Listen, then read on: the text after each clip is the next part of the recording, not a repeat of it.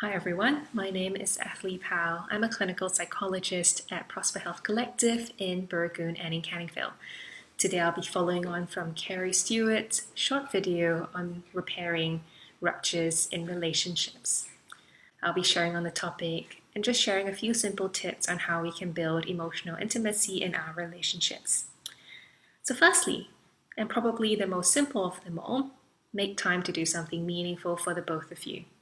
So these are activities that deepen your connection with each other.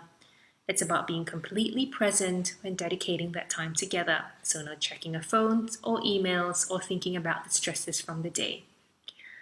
Some simple tips may be taking a scenic drive around town, taking a pottery class, learning a new skill together, or even having a simple meal together. And most importantly, it's to be completely present with each other during this special time together. And secondly, asking open-ended questions to be curious about each other's worlds.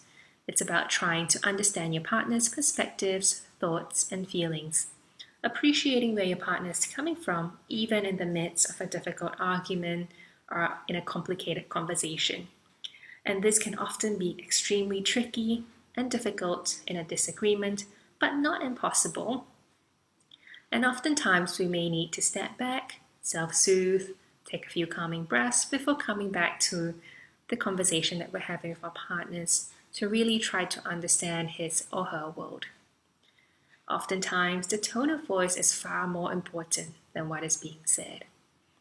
We may start our sentences like, "I wonder what that was like for you. Could you please tell me a little bit more so I can better understand what you're thinking and what you're feeling?" These two simple statements can be incredibly helpful and can be incredibly soft and easy to start up with. Thirdly, expressing empathy. This is also known as validation, showing that we understand and we value their thoughts, their feelings, and their perspectives. And oftentimes in disagreements, we may feel hurt, we may feel rejected, we may feel betrayed, angry, or sad that our views are not valued and are not validated. So being able to express empathy is a really important skill to repair any rupture in a relationship. Essentially, the meaning that we're trying to convey is, we may disagree, but I still love and I still accept you. And this can be extremely difficult during difficult conversations and during conflicts. And so we may try to start a conversation with, "If I understand you right, did you mean what I hear you saying is, or it sounds like?" These can be simple ways that we can start a difficult conversation as well. And empathy is a way that we communicate that we understand our partner's thoughts and feelings, and showing them that what they think and feel are still valid and still make sense to us. And lastly, fourthly, it's knowing your love languages, knowing how you and your partner feels loved. These include spending quality time together, which means having uninterrupted conversations, having one-on-one time together. It may be giving or receiving words of affirmation and encouragement. It may be receiving gifts, so speaking purposefully, thoughtfully, not just physical gifts.